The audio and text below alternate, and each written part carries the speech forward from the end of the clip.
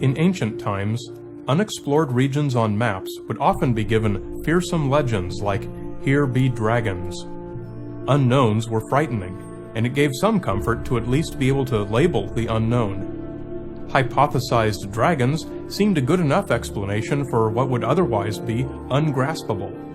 With a made-up concept and a few words, the unknown becomes simple and satisfying.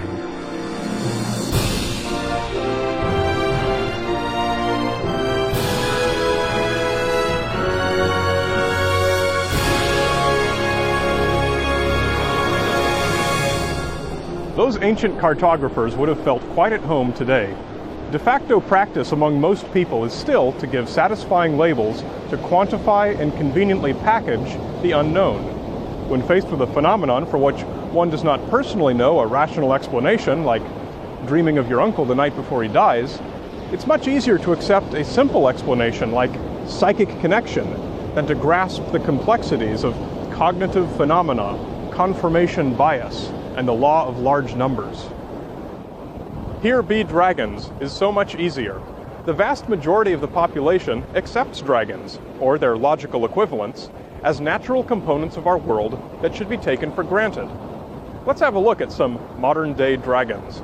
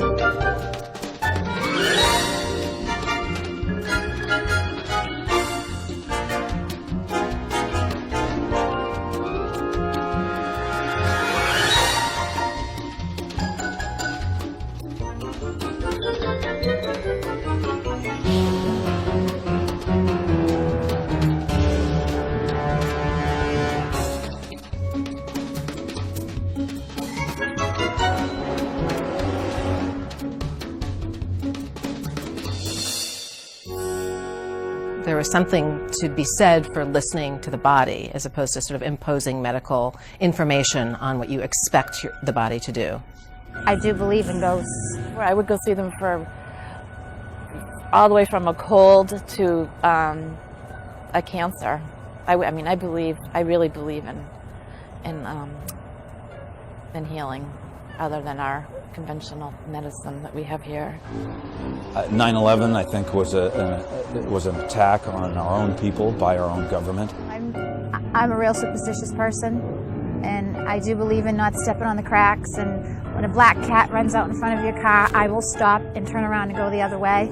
A great deal of research goes into the development of many pharmaceuticals, and I think that the primary research they do is how to gain the greatest profits. I think that we have the ability to sort of sense and feel sort of energy movements. Detox tea, it tastes really good, and according to the label, it's supposed to rid your body of impurities, and it seems to work. You know, you drink it and your sweat smells terrible. I've had craniosacral therapy where you're not, the energy from the fingers goes into your head, it's around your head. And I think that organic foods are often grown by people who care about their bodies and about the earth. And I think that a lot of that is embedded in the food. And you can taste it. In a way, you can sense the love that was put into it. I mean, I sort of believe in an additional dimension. Homeopathic medicine is the same as you know, it's a watered down version of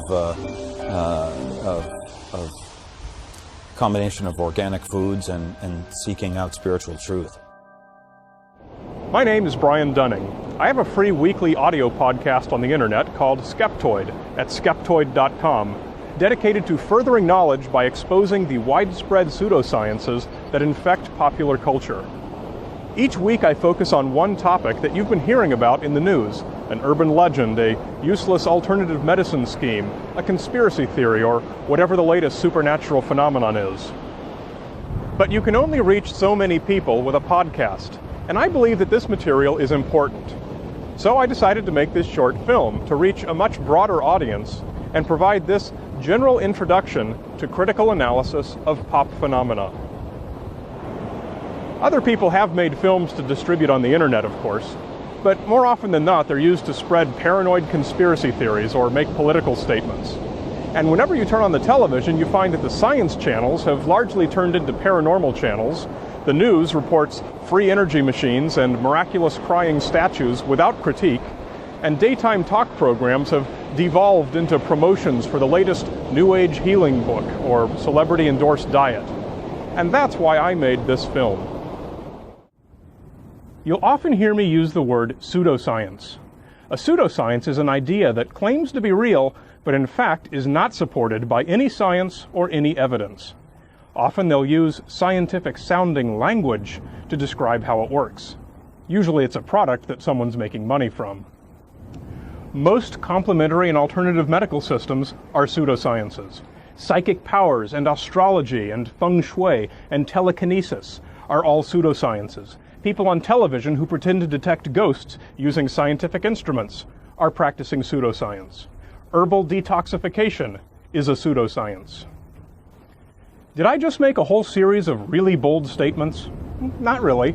All I did was point out that these ideas are not supported by any evidence. They have no rational scientific hypotheses behind them, and no experimental data indicating that they work. I'm not the one who made bold statements. It's the people promoting these pseudosciences who need to back up their claims. But they don't, and unfortunately, they often don't need to. Victims continue wasting money on worthless frauds. But it's much more than that. When we invest our faith in a pseudoscience without questioning its validity, we're recreating the medieval Dark Ages. For 500 years, there was essentially no progress in any scientific field or in human rights. Scientific experimentation, and thus learning, was often illegal. If we don't test, if we don't experiment, we don't learn, we don't progress. Critical thinking is the single most important driver of the advancement of the human race. The minute we let down our guard and accept absurd pseudoscientific claims at face value, we're giving away our progress back to the dragons. Now let's take a few minutes and go through some of the common warning signs. These are the red flags that you can watch for that will help you identify pseudoscience. The appeal to authority is the use of authoritative imagery to lend the appearance of credibility to a product. Quite often, this means a picture of someone in a white lab coat. Instant credibility! Other examples of authority-based marketing gimmicks include celebrity endorsements and mentions of certifications, colleges, academies, and institutes. Good science presents good data. It never needs to resort to hokey marketing gimmicks to impress you, and is almost never presented with a white lab coat. Beware of any product or idea that is said to be based on ancient wisdom. In ancient times, very little useful or true information was known about human anatomy and many other sciences. Since those days, scientists have learned entire encyclopedias of information about our universe and our bodies. It's completely illogical and backwards to think that the ancients had a better understanding of anything than modern science.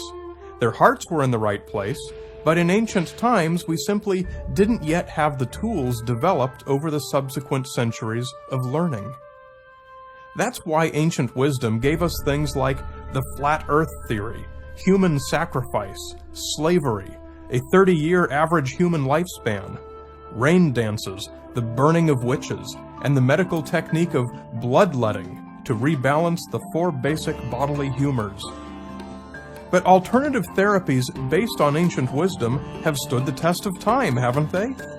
Well, it doesn't matter how long a treatment has been around. The only criteria medical science has for a treatment is, does it work? We don't care whether the ancient Chinese believed it, we only care about the test results. When you hear any product advertised as being based on ancient wisdom, it's probably because they have no real evidence to support their claims. Ancient wisdom should always be a red flag. Confirmation bias is what we call our tendency to remember events that coincide with our beliefs and don't take notice of events that don't. This is why you can walk out of an hour-long session with a psychic who asked 200 questions, made 300 probing guesses, of which maybe 10 were close to meaningful, and say, wow, she knew everything about me. Many hospital workers think that a full moon means a crazy night in the ER. They all remember those crazy nights when there was a full moon, thus confirming the belief. But they tend to forget the crazy nights when there wasn't a full moon. The data shows that full moon nights are no busier than any other, but we believe the myth because of confirmation bias. Many people will often confuse correlation with causation. If you happened to take an herbal supplement around the same time your cancer went into remission, you're likely to think the supplement caused the remission. We confuse correlation with causation. Here's a valid correlation. People who eat a lot of rice tend to have black hair. I think we can all come up with perfectly logical reasons why these two things happen to go together, but fortunately, I don't think too many of us think one causes the other. Here's another valid correlation. Autistic children are often diagnosed shortly after receiving their regular vaccinations. The reason for this correlation is simply that vaccination age just happens to be about the same age that autism symptoms become apparent. But many people have wrongly drawn a causal relationship, and look at all the trouble that's resulted. Some people are actually preventing their children from getting vaccinated due to a lack of critical thinking and irresponsible promotion of alarmism and misinformation by the media. Correlation is not necessarily causation. A red herring is a distraction from following a logical line of evidence. In the old days, if a bloodhound was on your trail, it was believed that dragging a red herring across your path would distract the bloodhound off your scent. Red herrings, therefore, are irrelevant pieces of information thrown into an argument to distract you from the real topic. Red herrings are a favorite of conspiracy theorists. If you listen to the people who try to convince us that September 11th was perpetrated by our own government, their evidence consists of virtually nothing but red herrings. Who crashed the planes into the buildings? Well, Dick Cheney had business interests in the Middle East. Maybe so, but who crashed the planes into the buildings? Well, the leaseholder had an insurance policy on his skyscrapers. Maybe so, but who crashed the planes into the buildings? George Bush's younger brother Marvin was a principal in a security company, and the World Trade Center was one of their clients. Maybe so, but who crashed the planes into the buildings? Brian Dunning visited the World Trade Center only 2 years before they collapsed. And isn't it interesting that he did a podcast episode debunking 9/11 conspiracy claims? Red herrings. These are irrelevant distractions that do not in any way address the point under discussion. They merely have the appearance of relevance because some of the names or places are the same. Be on the lookout for them, and be the bloodhound that keeps his nose on the trail. Don't follow the red herring. While we're on the subject of conspiracy theorists, let's talk about their other favorite device. It's called proof by verbosity, and it consists of laying out huge volumes of information, more claims and allegations on more subjects about more people and ideas than anyone could ever possibly respond to. Such a blizzard of information gives the appearance of being comprehensive and thoroughly researched. If they have all that amazing amount of evidence, their claim must be true. But it's not the quantity of information that matters, it's the quality of information. You can stack cow pies as high as you want. They won't turn into a bar of gold. Pointing out that the evil government fluoridates our water supply does not support the claim that a particular brand of magically ionized water cures cancer. Makes no difference whether it's true or not, it's irrelevant. Piling on red herring after red herring will never amount to useful evidence. Pay attention, and soon you'll run into another claim supported with proof by verbosity. It might be another conspiracy theory. It might be an advertisement for a new type of water with medicinal properties. It might be an herbal product claiming to detoxify your body. Look at all the wild claims they make and take careful note of how many of them are actually directly relevant and specific enough to be testable. Notice how it would be impractical to try and respond individually to each of these many claims. It's an endless game of whack-a-mole. The only way to win? Don't play. Virtually every pseudoscientific claim credits some form of energy. Life force, chi, negative energy, positive energy, the body's energy fields, all meaningless nonsense, which sound plausible simply because they throw in a scientific-sounding word, energy. New Age practitioners seem to think that energy is a hovering, glowing cloud that can go wherever it's needed and from which adepts can draw power and feel rejuvenated or accomplish healings. Imagine a vaporous creature from the original Star Trek series, and you'll have a good idea of what New Agers think energy is. Energy is a measurement of something's ability to perform work. Given this context, when spiritualists talk about your body's energy fields, they're really saying nothing that's even remotely meaningful. Here's a good test. When you hear the word energy used in a spiritual or paranormal sense, substitute the phrase measurable work capability. Does the usage still make sense? There's a good reason you don't hear medical doctors or pharmacists talking about energy fields.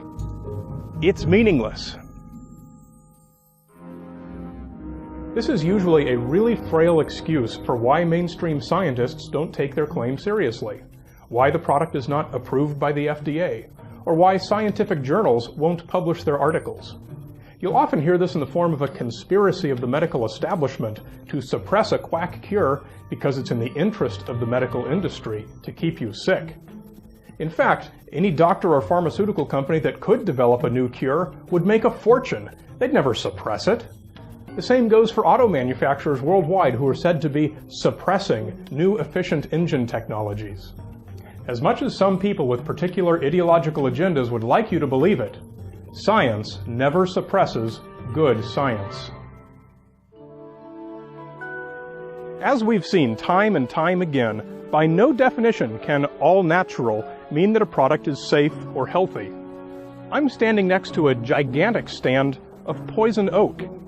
Consider other all-natural compounds like hemlock, mercury, lead, toadstools, box jellyfish neurotoxin, asbestos, not to mention a nearly infinite number of toxic bacteria and viruses, E. coli, salmonella, bubonic plague, smallpox.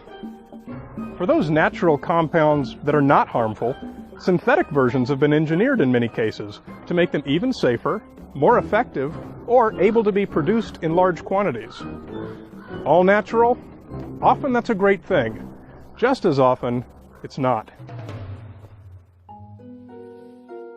Some claimants suggest that it's moral, ethical, or politically correct to accept their claims, to redirect your attention from the fact that they may not be scientifically sound. In some cases, such as the anti-vaccine or anti-fluoridation activists, proponents try to use the court system to force their beliefs to be adopted in place of what we've learned through science. Generally, when a theory is scientifically sound, even if it's brand new, it will eventually find its way into the educational curriculum. Good science is done in the lab, not in the courts, not in protest marches, not in blogs, and not on Oprah. A political or cultural campaign to legalize or promote some product or claim is a major indicator that it's bogus. When you learn to identify these warning signs, and many others like them, this list is certainly not complete, you'll find that you start seeing them everywhere. And if you're having a conversation with someone who's trying to convince you to try some herbal therapy or New Age meditation, you can point out these fallacies in their arguments, and it strips them of the tools they depend on the most. Now that we understand what to look for, let's try applying these skills to some actual claims out there. But keep in mind that critical thinking must not be just about debunking. There's no benefit in debunking for its own sake. Rather, debunking is only necessary when pseudoscience stands in the way of progress. And then, it's critical.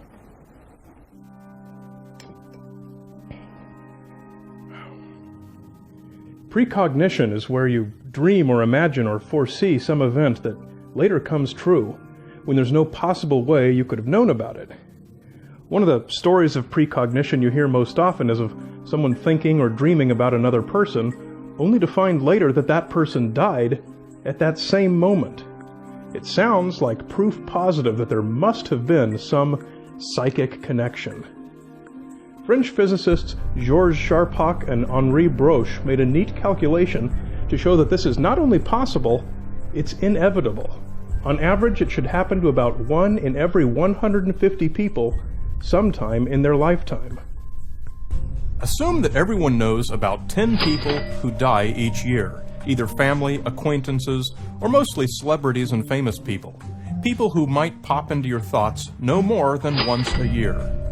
There are 105,120 5-minute intervals in a year in which each of those 10 people might die. That gives a 1 in 10,512 chance that you'll think about someone during the exact same 5-minute interval in which they happen to die, in any given year. That doesn't sound very probable by itself, but consider that there are 300 million people in the United States. This improbable coincidence must happen to about 28,500 Americans every year.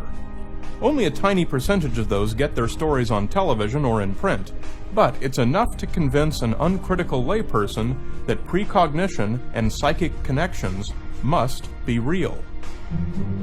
And when you relax the criteria even slightly, you think or dream about someone, then next time you talk to them you find that something unpleasant has happened in their life, the probability goes up exponentially by a factor of millions. The mathematics behind this concept universally apply to all pseudosciences that depend on extraordinary coincidences for their support. The law of large numbers, the inevitability of improbable events, proves that the most bizarre coincidences are merely mathematical certainties. Understand the math. Don't turn first to paranormal explanations.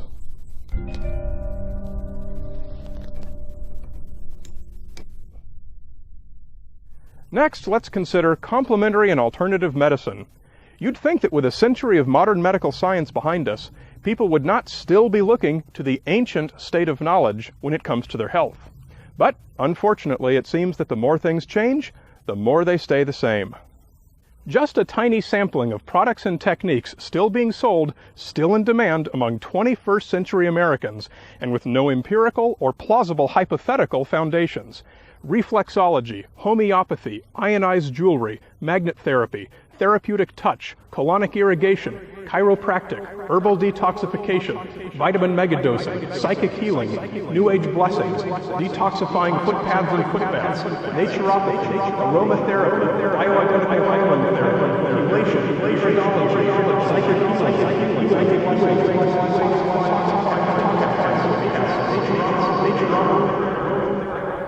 You'll notice that these products are not FDA approved.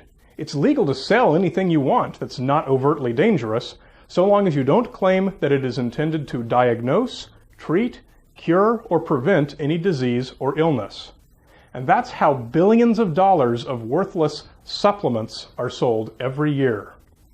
They usually claim that their product has wellness benefits, but in order to avoid running afoul of the law, they leave these claims uselessly vague, saying that their product restores balance, builds the blood, boosts the immune system, restores vitality, or some other claim that's medically meaningless, but that sounds reasonable to an uncritical layperson. When a product does have merit and warrants FDA approval, this merit is established through a process called the randomized controlled trial, more commonly called a clinical trial. Now, a clinical trial is a very special process. It's very different from the way most alternative products demonstrate their effectiveness, which is through personal testimonials and studies. Spend 5 minutes browsing through Wikipedia and congratulations, you've just completed a study. Spend 2 minutes rubbing your chin thoughtfully and looking at the sky and you've just completed a study. You can now legally sell your product with the claim, "Studies show that this product will repolarize your energy fields." Not good enough for the FDA. To conduct a randomized controlled trial, a statistician will select a sample size large enough to produce a significant result. Care must be taken that the test subjects are properly representative of the target population and not tainted by selection biases that might skew the results. The subjects are blinded, knowing as little as possible about what's being tested.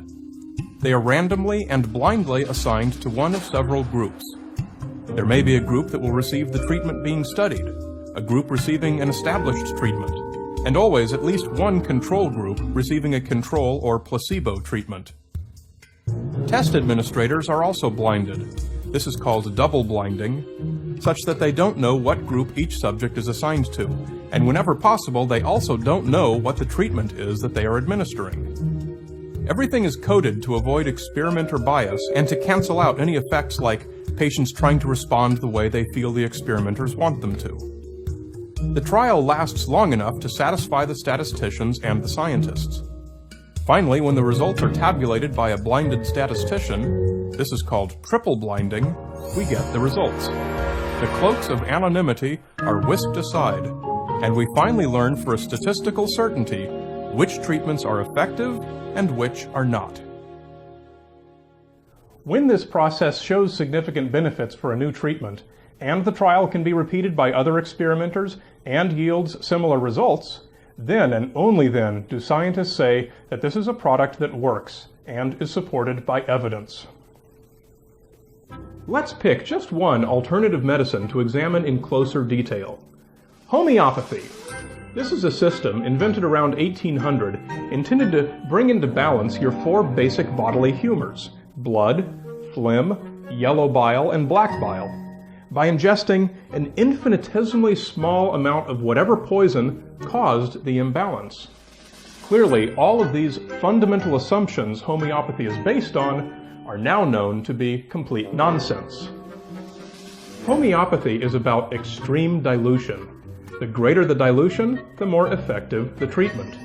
A tiny amount of extract, usually from some herb, is diluted in water, far past the point of being chemically pure water.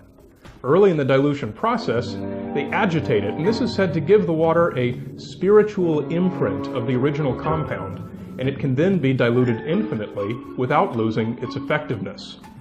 This water is then sold as is, or is infused into sugar pills. Let's look at some of these. These come in pill form. These are standard sugar pills, same as you can get at a pharmacy. Sucrose and lactose are the only listed ingredients.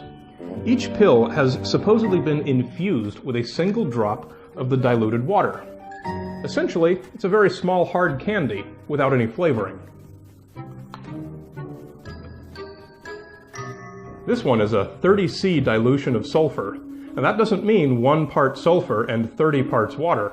It means C, or Roman numeral 100 to the 30th power, or 10 to the 60th power, which is 1 followed by 60 zeros. Chemical purity is related to Avogadro's number, 6 times 10 to the 23rd. So technically, this solution is 37 orders of magnitude more pure than chemically pure. This is far more diluted than 1 sulfur atom in all the oceans of the planet. How likely is it that there is even a single molecule of sulfur in this bottle? Impossible. It's pure sugar.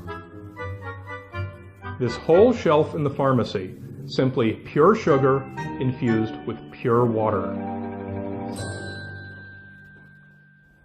If all of this stuff is actually unsupported by any good evidence, that doesn't mean that it doesn't really work. But lots of people believe that it does. Smart people, your friends and neighbors, and the professionals you work with. Well, let's look at some of the reasons smart people believe weird things. First of all, the unexplained is cool. Who doesn't love a fascinating subject? Whether it's the Loch Ness Monster or a black hole at the center of our galaxy, it's cool. Or what about a new meditation technique that will let you change your body's physical appearance? We're all naturally predisposed to be excited about new weird stuff. Not even the smartest people you know are immune to this. It's human. Second, simple answers are seductive. You go to your doctor and he tells you, gee, I'm sorry, but you have kidney failure and you're going to need dialysis for the rest of your life. Your neighbor, who sells an exotic fruit juice from Brazil, says, hey, no problem, drink this expensive juice and you'll be cured. Which sounds more attractive? Is there any surprise that people who sell nonsense continue to get customers? Most pseudosciences sell easy answers. We all want to believe that anything is attainable and easy. Third, our inquisitive nature encourages us to focus on possibilities. Scientific explanations are called theories, and they always are and always will be subject to improvement or change as we make new discoveries. No matter how solid our foundation of knowledge is, and no matter how comprehensively it's validated by experimentation, every theory will always be subject to improvement. Some people take this inherent incompleteness of any theory to its logical extreme. They latch onto that speck of possibility that a theory is wrong, and they give that speck equal or greater significance than the theory. Gravity is just a theory. It could be wrong. An alternate possibility is that the Earth is expanding and pushing against our feet. Let Einstein and the others hold up their end. They know their business. Give our strongest theories the respect they are due. It is rational to accept our best theories even if you don't understand them. It is irrational to reject them for that reason, or to claim that you know better. Fourth, people simply lack the tools for critical thinking. We love the unexplained, we love easy answers, we hate complicated stuff. And nobody's ever given us tools, like those we talked about earlier, to tell science from pseudoscience. It's no wonder that most people, no matter how smart they are, believe in all sorts of crazy stuff that's not true. Most of us rely on pop culture for our exposure to science. As a result, our knowledge is generally quite poor, and that illiteracy is constantly being reinforced. What this exposure never seems to include is healthy skepticism. Don't expect pop culture to arm you with the tools you need. You will need to seek those out and then apply them yourself.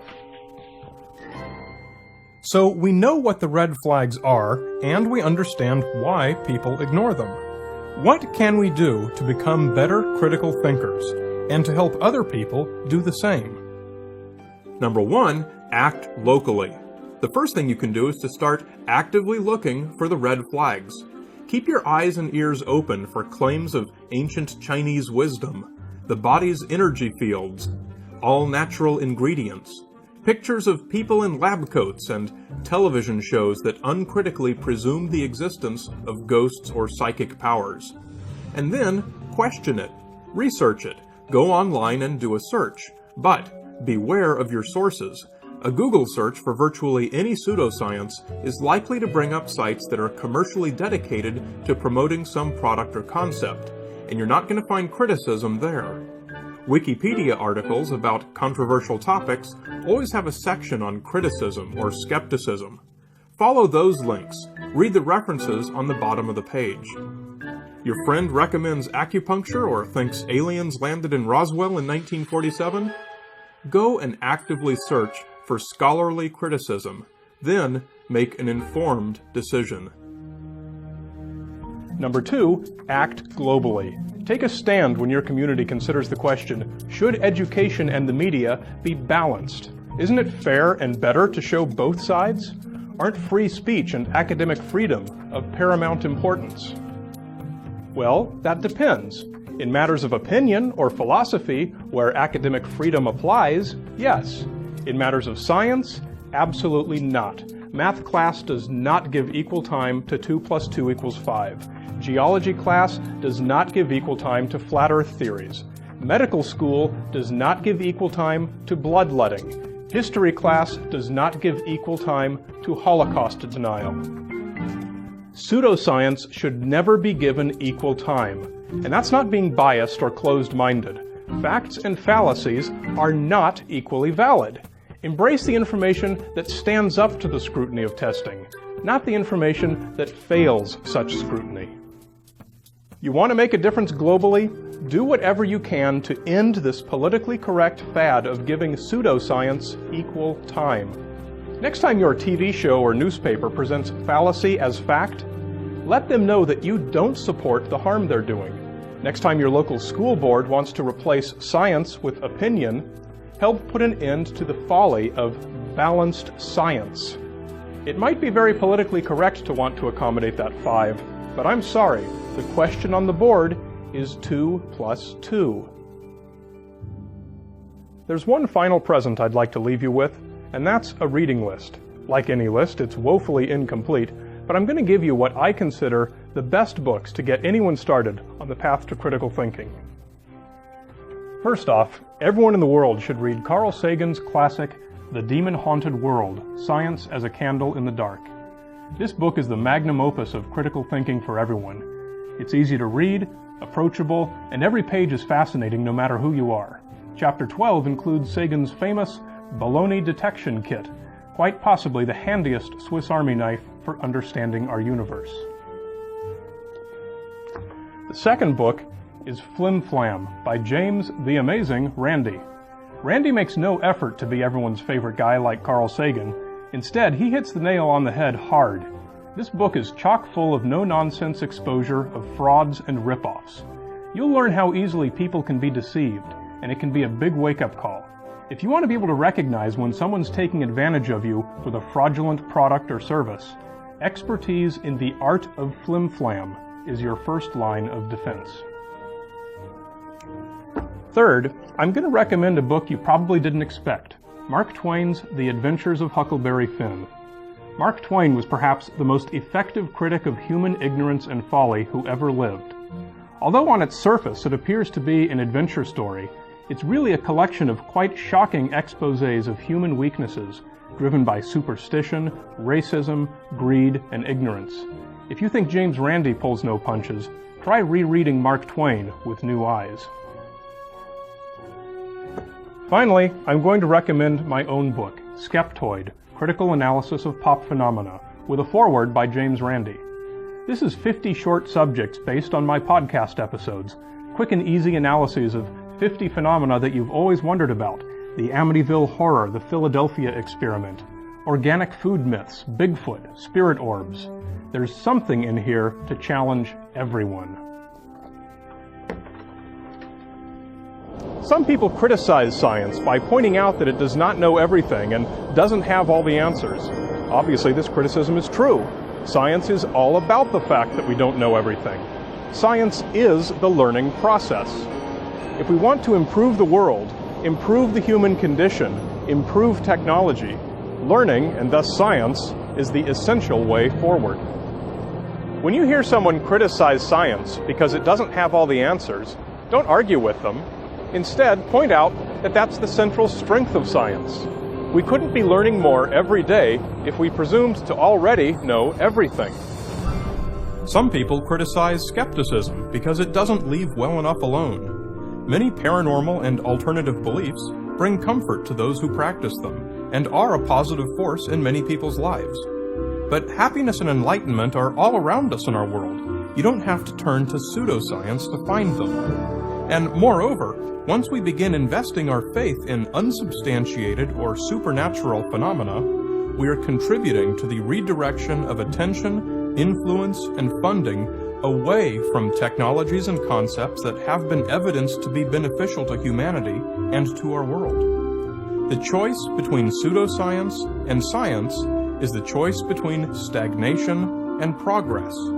Progress toward long life, health, happiness, a cleaner planet, bountiful food, knowledge, and peace. There may indeed be undiscovered dragons in our world, but there's also something we know for a fact. We haven't found any dragons yet.